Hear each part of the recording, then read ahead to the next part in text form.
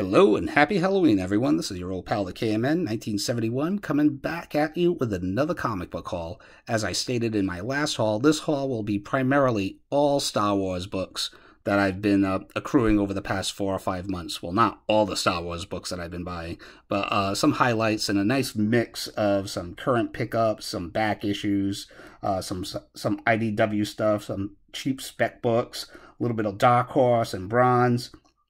And also, a nice little surprise, I also received an AOK from the amazing Murphinator. We all know him. Great dude. Pillar in this community.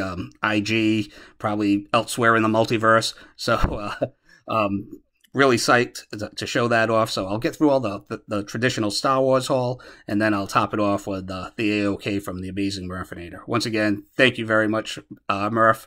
Really appreciate it.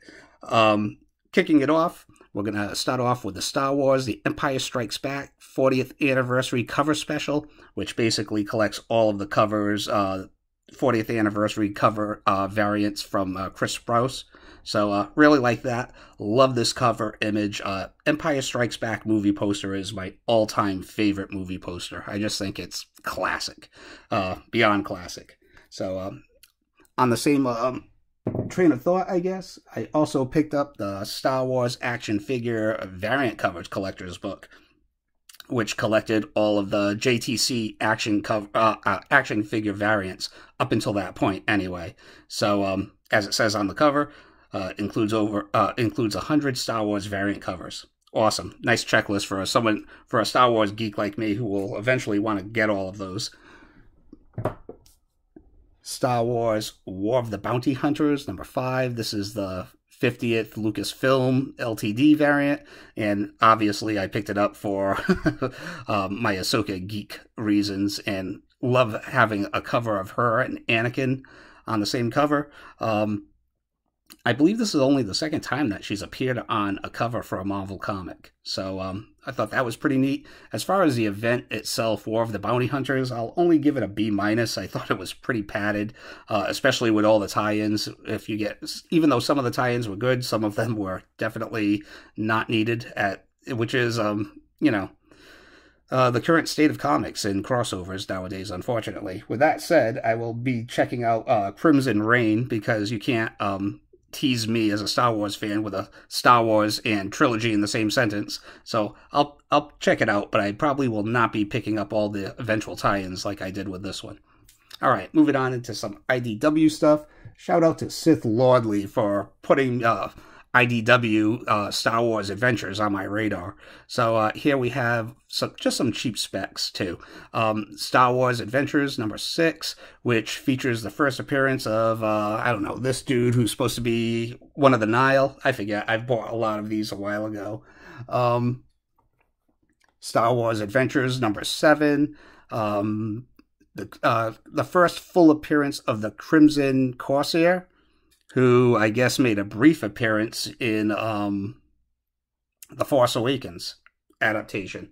I'm not sure I own it. I don't even remember him being there. But anyway, shout out to Sith Lordly for putting that one on my radar. And this one was just a straight-up cover grab. Star Wars Adventures number 9. Boba Fett. Can't go wrong there. And also, shout out to getting some free Star Wars comics on Free Comic Book Day this year. So Star Wars: The High Republic Adventures, Free Comic Book Day, and which was good actually. And Star Wars: The High Republic: The Edge of Balance, which was basically just a straight up preview of 2 upcoming High Republic, I think, graphic novels. This was a hot book from a couple of months ago, Star Wars: The High Republic Adventures, number 6.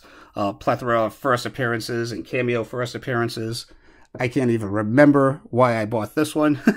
Probably I don't even know why. I can't even say. But right here, Star Wars: The High Republic Adventures, The Monster of Temple Peak, number 1. This is a story that I'm actually reading and enjoying. Out of all these, we've had like a plethora of new characters as Star Wars fans introduced to us under the High Republic banner. But this is one of probably my second favorite character introduced out of all of them. This is the first comic book appearance of Ty Yorick, which is this character right here. She's a Jedi dropout, and she's also a monster hunter. How cool is that? So this is basically giving us her origin story of how she eventually fell out of the the Jedi Order, most likely anyway. I'm only into up to issue 2 so far. And the main High Republic title, High Republic number 7, which I ended up like speculating big time on this particular issue. I am collecting the entire series, but been enjoying it. Here's the action figure variant of number 7, Keeve Trennis, who is like my favorite character out of the High Republic era so far. And I ended up even going out and grabbing this variant because I believe this is the first new Sith Lord that Marvel has introduced since they have ended up getting the license back and been doing comics for Disney since then. So really like this cover too. I think it's a Mike Mayu cover. Beautiful stuff. All right, let's make some room. A lot of Star Wars babble, but it's tough. I'm a Star Wars geek, so once I start babbling about Star Wars, it's just full-blown stream of consciousness. So, Screaming Citadel number 1. I used to own this, but every year I give like a long box of comics to my cousin for Christmas. Well, actually, a short box. What am I talking about? And I accidentally gave him this. So this is the first meeting of Dr. Aphra and Luke Skywalker. Cheap spec book. I like it. These next couple of books are going to come from my new, the new shop that I've been going to that I've been buying a lot of Bronze Age at half price. Well, everything there is half price. So while I don't have much Star Wars there, I have picked up some pretty good things there on the super cheap. So here's Star Wars 108. This is the Valance Damaged action figure variant. I just like this character. I've been following him along with his adventures in the Bounty Hunters series. So one of my favorite little cheap Star Wars spec characters. Speaking of which, this was also there for just $2. So I already own a copy, but I couldn't leave it there for $2. Bounty Hunters number 1. Also picked up a Star Wars Galaxy's Edge number 1. This is the 3rd printing. Very cool cover. For $2. Dr. Aphra number 32. I like this book. Haven't read it yet, but allegedly it contains the origin of Dr. Aphra, which I'm very interested in. And I picked up number 33 while I was there also. I'm not sure if that continues the story or not. At least the origin aspect of the story. Was psyched to pick this up for $2.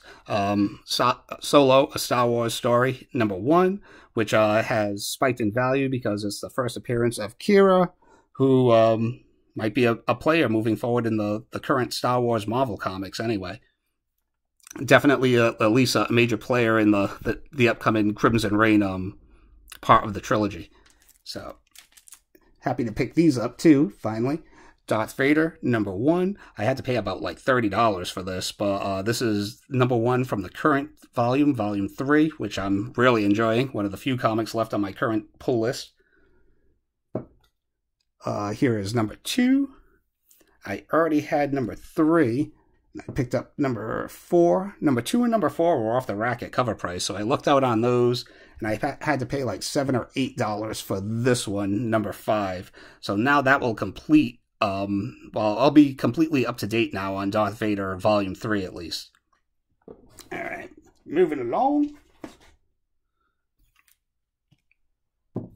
Alright, so this is kind of bittersweet.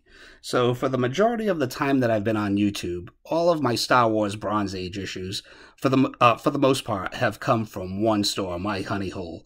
And over the past month, I've pretty much stopped going there. He ended up going into business with a new business partner, and they ended up like upping the prices on everything. So during the course of this year, I have been upgrading and buying double copies of Star Wars Volume 1, and I got up to about maybe issue 10, and they raised the prices on everything. Like the average price of a regular filler issue is like $20-25 now.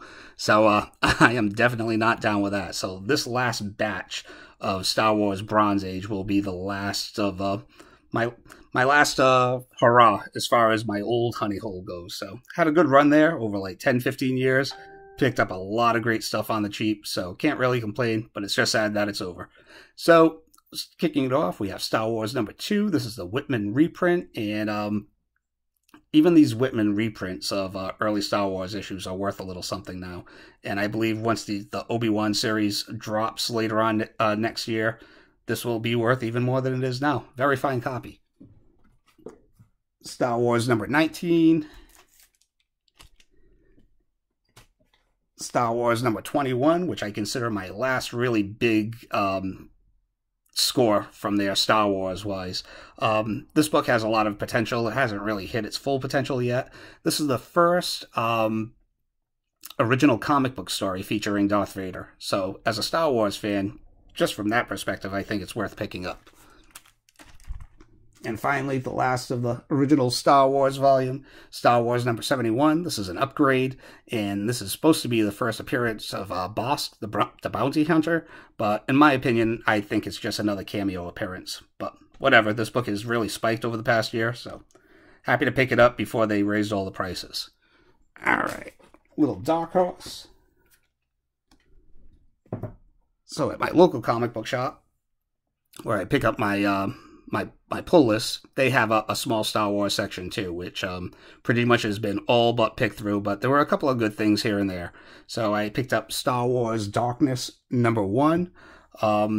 I thought this was the Dark Apprentice storyline that featured Quinlan Voss and Dooku and Asajj Ventress, but it wasn't. But I can't find out anything really about this. Well, it's actually Star Wars #32. It's Darkness Part 1 of 4. But still pretty cool. Only paid like $2 for it. Same long box. I picked this up. I was really happy. Star Wars The Clone Wars #5. Great Anakin, Dooku, and Asajj Ventress cover. And this is a very early comic book, Ahsoka Tano comic book appearance. So, nice. And I also picked this up. Star Wars Tales, Free Comic Book Day, A Jedi's Weapon, Hayden Christensen photo cover. Everyone knows Hayden Christensen has been making headlines. Well, at least if you're a Star Wars geek, you know that. As far as the Obi-Wan series coming up, and now that it's been dropped that he's going to be appearing in the Ahsoka Tano series. Holy shit, that's awesome. So, cool. Here's a book that I'm pretty psyched to snag, finally. Star Wars Clone Wars Adventures, Free Comic Book Day. This is the first appearance of General Grievous in comics, and more importantly of Barriss, who is also rumored to be possibly making an appearance in the Ahsoka Tano series. And I would love to see 2 adult versions of those characters go at it. That would be awesome, especially considering their history. And lastly, to top off the Star Wars haul, we have Star Wars Boba Fett Bounty on Barkuda. I featured this book. I have a really high-grade copy already, but it was a direct edition, and I really, really wanted a newsstand edition. This copy is really nice also. Has a little bit of corner blunting right at the top, so I would say very fine plus to near mint minus. Great stuff. I think the Star Wars universe in general in comics and, you know, on Disney Plus is in a great place. Fandom's in a great place. I'm really looking forward to the Book of Boba Fett later on this December. And as far as next year goes, there are like 3 major... I mean, it's great that Kathleen Kennedy is going to be coming out with a Star Wars movie, but I'm more psyched for the stuff that's coming out on Disney Plus, to be quite honest. Mando Season 3, really looking forward to that.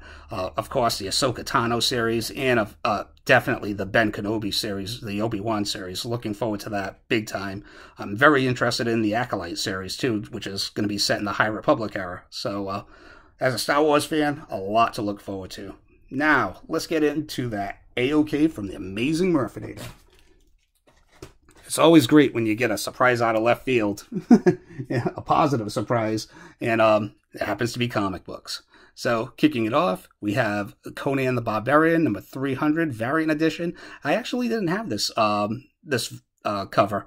I have the Conan cover collage variant, as well as a standard cover, but very cool. Marvel Comics 1000. Also another variant. I guess these are called like the Shattered variants. And I never picked up Marvel Comics 1000, so it's very cool to get it on the super cheap like this. X-Men number 300, which I believe that's a newsstand copy, as well as number 306. Never found well, it's very rare for me to find a copy of Uncanny X-Men that I'll turn my back on, and those certainly aren't it either. And here is the creme de la creme. Giant size Conan the Barbarian number 1. Oh, wow. From the Bronze Age. I already own a copy of this, but if you flip it around, signed by Roy Thomas, Providence, Rhode Island, near Mint Expo. Oh, yeah. And there you go. Double back. Wow. Roy Thomas, the quintessential Conan the Barbarian writer from the Bronze Age. My two favorite writers for Conan are, without a doubt, Roy Thomas and Kurt Busiek, as far as the comics go. So, very, very happy, man. That was awesome. Obviously, this year could have been a lot better. It hasn't been great, but it's great when you get a surprise from, a friend that you've never really met and that you're just involved with in the community. So awesome. Thank you so much, Murph. Really appreciate it. And no deed goes unpunished, so you will be having some return-friendly fire heading your way in the mail this week. So thank you so much, sir. I will be back next month with a big old comic book haul. We're talking 50 comics for my birthday haul, because that's right, I will be turning 50, half of 100. Holy cow! The 50 AF haul coming at you, and it should be a good one. So hope you all can take some time and celebrate, and I'll see you all next month. All right, until next time, take care. Thank you all for watching, liking, and subscribing. Go Patriots!